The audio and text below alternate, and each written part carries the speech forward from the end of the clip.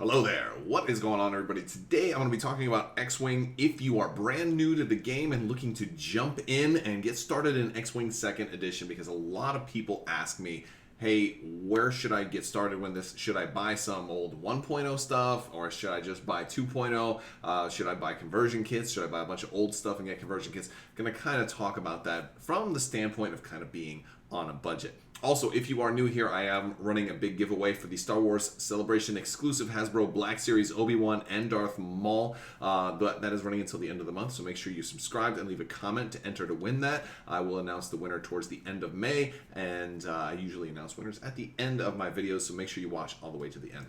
With that said, let's go ahead and jump into where you should kind of get started in X-Wing 2nd Edition if you're not an X-Wing player. Now, if you are already an X-Wing player or you got a bunch of older stuff, then sure, go ahead and get conversion kits. But generally, what I tend to tell people, and this is going to be very broad because there's a lot of factions to cover now. There's 7 factions.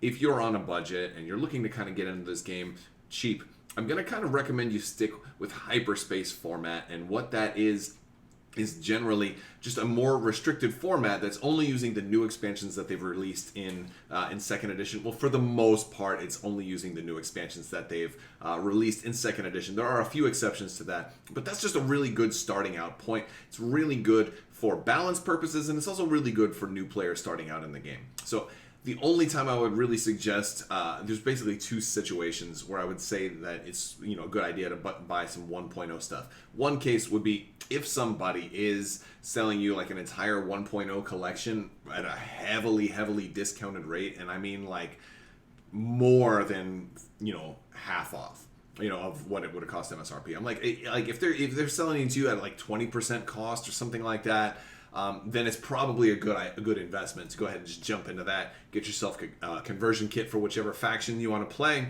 and go from there. However, generally, I think it's just a good starting point, especially if you're a new player. If you're going to be new to this game, first thing you need to get is a core set. So, you have to get that, and that is already going to start you off with an X-Wing and 2 TIE Fighters. So I kind of think that either picking Rebels or Empire are good starting points. And sticking with the Hyperspace format, you're going to have only the newest stuff available. So if we look at like what expansions are available right now, for the Rebels, at the time of recording this, I'm recording this in early May, we only have the T-65 and the Y-Wing expansion available. But we are getting B-Wings very, very soon. We're also going to be getting the Millennium Falcon, and we're going to be getting the Ghost that are going to be reprinted. So you'll basically be flying X-Wings and Y-Wings, and that's a pretty good start point. It is worth noting that if you have like an old Millennium Falcon, you can still use those in Hyperspace, and but generally, start small and then just build a little bit at a time if you're on a budget. Similar, the Empire for Hyperspace and what's just been released in 2.0, you're going to have your 2 TIE Fighters in your core set. They do have a regular TIE Fighter expansion, as well as the TIE Advanced X1 and the TIE Striker, which is out right now. And pretty soon we're also going to have the Inquisitor's TIE and the VT-49. So there's maybe a little more options. You got like one extra ship that's like at least currently available for purchase in the 2.0 format. Another reason I think that the 2.0 stuff is a little bit better than just buying the 1.0 stuff, and of course, unless it's at a tremendous discount, is that for the most part you're getting like newer paint jobs, newer sculpts, better quality components. Like the X-Wings have wings that actually move now. The B-Wing is going to be a huge improvement over the other B-Wing. The Ghost is actually going to have a docking shuttle. So like things that just overall better components. The only exception, I think, is maybe the Y-Wing. Some people aren't really thrilled with the new Y-Wing model. I think it's a better model as a whole. The turret on it is a little weird. So, that might be one case where you go back and maybe swap it out for an older version. But I think different strokes for different folks. Overall, still the 2.0 ships are, for the most part, improved all around the board. So, Rebels or Empire are really good starting points because of the fact that you have to have that starter, that core set, and it already has an X-Wing and 2 TIE Fighters in it. And you're going to have that stuff already. Now, if you like Scum, and again, I think you should kind of pick the faction that you really want to go with. If you're on a budget, start off with just one faction, and then maybe eventually, once you get more comfortable, branch out into like a second faction so you can find something that has a different playstyle. But Scum and Villainy has a lot more stuff that's available now, with the Landos Falcon, the Slave One, the Fang Fighter, the Mining Guild Tie, and the Z95. You've also got the M3A Sick that's coming, and the Punishing One, basically the Jumpmaster. And there's more stuff coming out for Scum all the time. So Scum has a lot more variety of what's like currently available for purchase if you're looking to start out with just Hyperspace format. Now, for the other factions, I am a big fan of the Clone Wars. The Clone Wars has kind of pulled me back into playing X-Wing a little bit more. I really, really like the Clone Wars, especially because there's nothing for Extended, which is all the rest of the stuff from 1.0 that was brought over with the conversion kits. There's nothing for Extended with the Clone Wars. So anything you buy is for the Clone Wars is going to be legal in every format because it's going to be Hyperspace legal and Extended, at least as of right now. Now, they do reserve the right to say, hey, this certain card is a little overpowered, so we're going to take it out of Hyperspace. But for right now, everything you buy here is going to be legal in every kind of format you play, which is definitely a good investment, good bang for your buck. And these are really cool ships. So you've got your Separatists, you got the Squadron pack. Now this isn't exactly a starter. You're still going to have to buy the core set, but the Servants of Strife Squadron pack is kind of like a starter for the Separatists because you're going to get 3 ships in there. You're going to get a whole bunch of just primer cards to get you started. Sith Infiltrator and the Vulture Droid are also available, but you're also going to be getting a Hyena Droid soon, and then the Nantex not long after that. So we've got stuff, and it's going to be a lot more Clone Wars stuff. Clone Wars is super popular right now. I think the Separatists and also the Republic are really good bets. Galactic Republic has the same thing going on. It's got that Guardians of the Republic Squadron pack. You've got your Delta 7, and you've got your 2 V19s.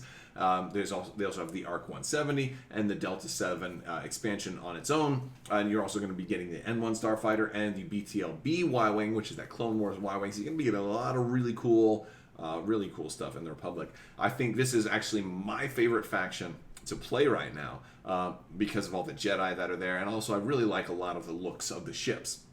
Now, I'm not really a big fan of the sequel factions right now because they have just in my opinion, there's not enough ships just available. So like really, if you fly First Order, if you're not getting a bunch of 1.0 stuff with conversion kits, you can only get the TIE Fighter right now, the TIE FO. The new Silencer is coming out, and the TIE SF is coming out. So if you really want First Order or Resistance, this might be a case where you buy some older stuff and pick up a conversion kit. Those are possible cases. For the First Order, you'll just be playing T-70s and A-Wings. Now, granted, the Falcon, you can fly that in those Resistance bombers, and then they have a transport that's coming out. That's actually going to have 2 different ships kind of built into one. So they're kind of working with what they have for these other factions. I kind of don't suggest them as much, but definitely go with the Hyperspace format, which is just the newer type of stuff that's available. Now, there's another cool thing about Hyperspace format, in that it's kind of like playing, if you're familiar with Magic the Gathering, it's kind of like playing Standard, in that anything that you build in Hyperspace is going to also be legal and Extended, because Extended is a format that just has even more stuff that people can use. And so, by learning the game, Hyperspace is going to have less stuff that's available. So if you're playing in Hyperspace events, you're going to run into, you're not going to be overwhelmed by the dozens and dozens of different ships that are just at your table. It's easy to get overwhelmed by doing that. So Hyperspace is good for that, but also everything's going to be legal and Extended. So if you get really good at a list, you can also take that same list to an Extended event and play against people in the Extended format, because your list will still be legal, and I think that counts for a lot. So I think it's really just a good starting point. If you're just jumping in, go for the 2.0 specific expansions, and they should have that black border background. They should basically look like this. You don't want to buy the old gray X-Wing 1.0 expansions, especially if, granted, sometimes people will. I just don't think that's the most cost-effective way to go, because you don't want to have to buy the conversion kits. And that's basically my suggestion to you. Start with Hyperspace, get these expansions. You're getting better quality ships for the most part, and you're getting newer, fresher paint jobs, and you're starting off in a more restricted, smaller format that's going to teach you the basics of the game, and that they pay close attention to. And there are a lot of Hyperspace events out there, but even if you're not interested in playing in tournaments or official events, your list is going to be legal in any type of format. So you challenge anybody to a game, you don't have to worry about them saying, oh well, I only play Hyperspace, or your list is always going to be good 100% of the time. Well, 99% of the time. I'm gonna leave that 1% in there because there are custom formats. Somebody may do like a small ship only format or something like that. So there exists the possibility for kind of fringe formats, but generally Hyperspace is always going to work for you. And that's just kind of my quick rough estimate. I think if you're new and just starting X-Wing, what you should get first. All right, guys, that's all I've got for you today. I just want to thank you all so much for watching. I want to thank my patrons on Patreon. You guys are amazing, and you definitely help make this all possible. If any of you guys are thinking about becoming a supporter on Patreon, I have a link down in the description below. I want to thank you all again so much for watching. Make sure if you like this video, to give it a thumbs up, and let me know what you think down in the comments section. Be on the lookout for that giveaway. If you want to click that bell for alerts, so you'll get notified when new stuff comes out. And I generally put out new videos every single day on various topics ranging from Star Wars to various geek things, but mostly tabletop gaming and best of where they all meet. So that's all I've got. I want to thank you so much for watching, and as always, have a great day.